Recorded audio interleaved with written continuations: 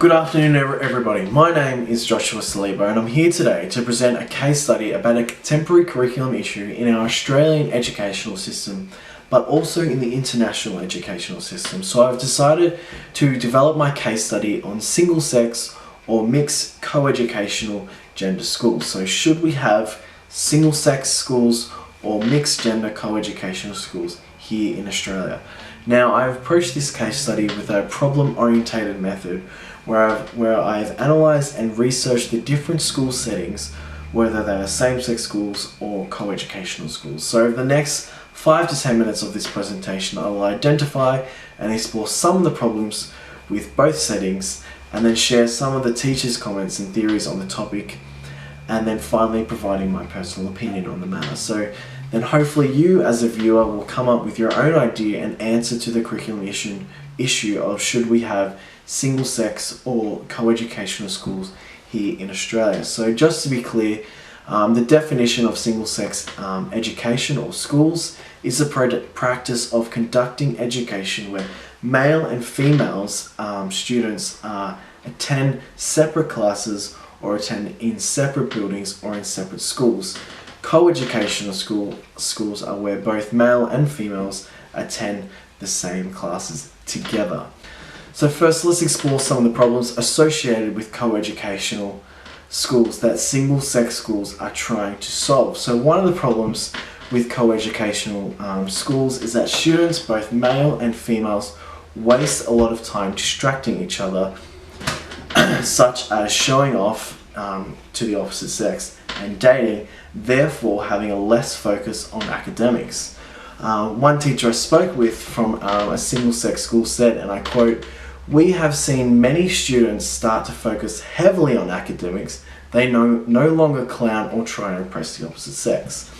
Another problem that I'll explore later on is that single-sex schools are trying to address is the unfairness in schools towards female students. Now, mainly this is occurring in the United States schools. However, there are some reports of it in the European schools as well as here in Australia.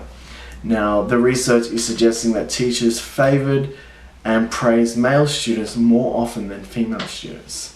And just a final problem that I'll explore in the co-educational schools is the fact that male and female students learn in different ways, either due to different socialization or biological differences. So single schools will allow teachers to tailor instruction to the particular needs of each sex. So just to quickly remind you of what these three problems in the co-educational schools are. We have male students waste a lot of time distracting each other. Number two, there is apparent unfairness towards female students in co-educational schools. And the third problem I'll address today is in co-educational schools is that boys and girls learn in different ways, so it's difficult to tailor to each gender. So this first problem in co-educational schools with male and female students wasting time by distracting the opposite sex isn't just about the effects on academics, it's also about the effects on adolescents preparing, finding, and then finally taking their place in a society of both men and women, male and female. So in the co-educational system, because male and females are mixed together in all sorts of classes, it is inevitable that there is going to be interaction between the genders. Now, during the high school years, which one could argue is the most important for students, both male and females are going through various stages of puberty at very different times, which impacts an individual emotionally, socially, and intellectually.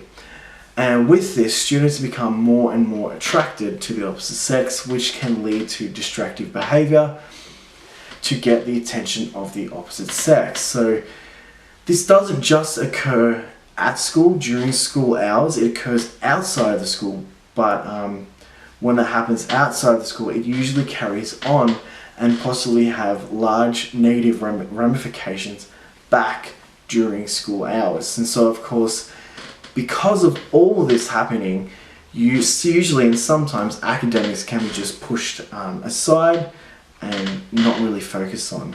So this is one of the justifications for single-sex schools where they address this issue by not allowing that interaction between the genders at all. And no matter what happens outside of the school hours at these single-sex schools, when and if the opposite sex interacts, it doesn't carry on, and it doesn't have as many ramifications at school because the opposite sex simply isn't there in the classroom.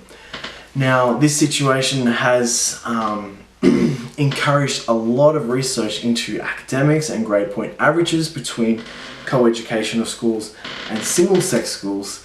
And what's been suggested is that because single-sex schools creates a setting that appears to reduce the distractive behavior, students at these schools have demonstrated higher academic achievements and educational aspirations, with a higher attendance in math and science courses compared to coeducational schools. However, this has been rebutted by other researchers that says when elements of a good education are present, such as small schools, small classes, equitable teaching practices, and a focused academic curriculum, both boys and girls can succeed academically.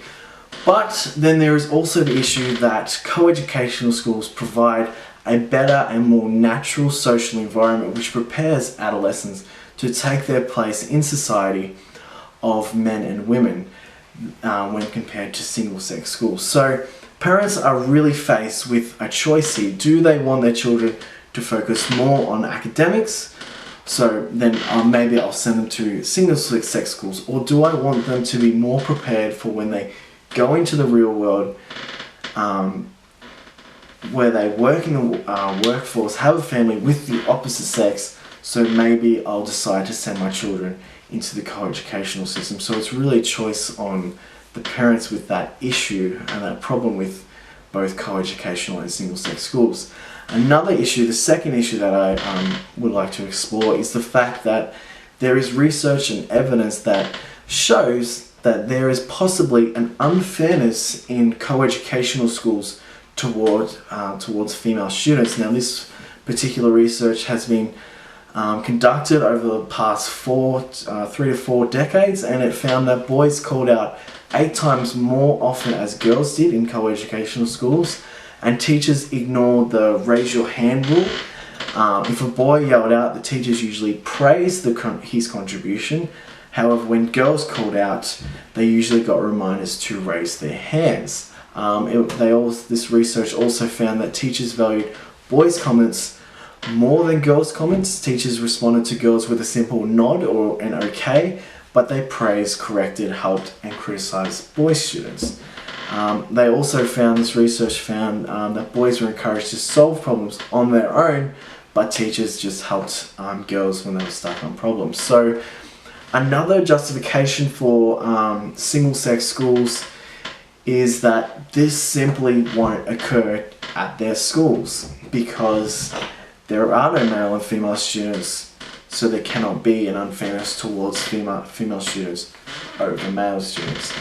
But looking at this and actually just thinking about this, using common sense, if this is a major issue in schools,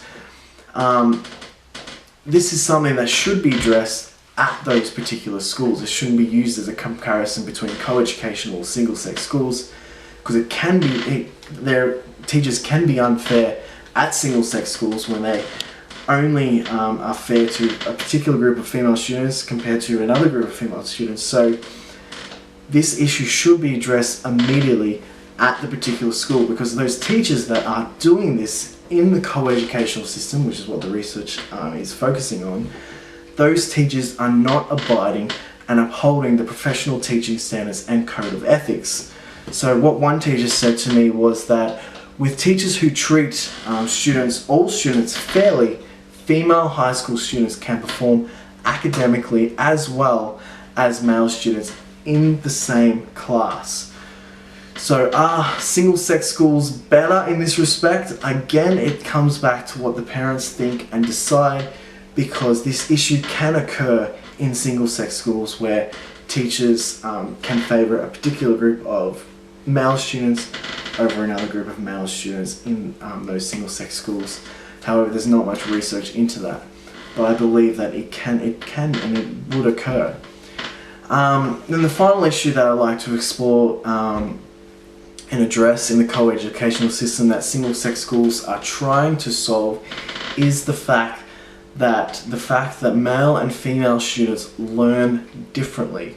So in single-sex classrooms, it's argued that teachers can suit to the particular needs of each gender, thus leading to higher academic achievement in those particular students. However, despite theory suggesting these benefits of single-sex schools and classroom, research says that there is little empirical evidence on the effects of single-sex schooling on student outcomes. So again, it comes back to what will the parent decide. They'll weigh up the facts and think, are my children going to receive a better treatment at single-sex schools, or will they get as better scores at co-educational schools? So what's my personal opinion on this matter? I think it would be hard for me to choose to send my children to single-sex schools. The justifications for why single-sex schools are an option does not convince me that they are effective. So, but I'm also biased here towards co-educational schools because that's all I've attended. So although I do agree being mixed with the opposite sex does encourage wasting time by showing off to the opposite sex, which I was very much a part of, I was still able to achieve high marks. And I've also known many other students like me who wasted their time with the opposite sex. They were still very well off academically. So there's no problem there for me to decide, okay, single-sex schools are better in this respect than co-educational schools, because I was in the co-educational system and I achieved very well for what I needed. So yeah, there's no real problem there. And I also believe that co-educational schools are a better representation of what the real world is going to be like that. And what I mean is by what university is going to be like for those students, being mixed with males and females, what the workforce is going to be like for those students when they will be working with both male and females. So the co-educational schools are a better representation and help better prepare those adolescent students to work in a society full of both male and females. So I think co-educational schools are better in that respect. Now, the apparent unfairness towards female students was something that I never witnessed throughout my co-educational schools, and I find it hard to believe that this is still occurring, if it was, in this day and age in the 21st century. Maybe this was happening in the 70s, 80s, 90s, when females were viewed lesser than men, but I don't think it would be happening as much, or if at all, during our time, because part of the reason why I believe that is because it is much harder to get away with things like this in public places, such as schools, without getting into legal trouble. So again, I don't see the point in arguing for this agreement that single-sex schools are better, because I didn't see it happening. I don't think it's a real issue now. Then the final issue, that boys and females learn differently. Yes, that is true, but that's when a teacher should be well equipped and prepared to teach in a variety of different ways, which is again something I witnessed during my time at co-educational schools, and it's something that I'm being taught during this teaching degree. So again, I don't see single-sex schools being better than co-educational schools. I see, co-educational schools are fine with what they're doing in teaching both male and female students. So I believe there is no real answer to the question, should we have single-sex or mixed-gender schools here in Australia. I think it's good that we have both, because it allows parents and their children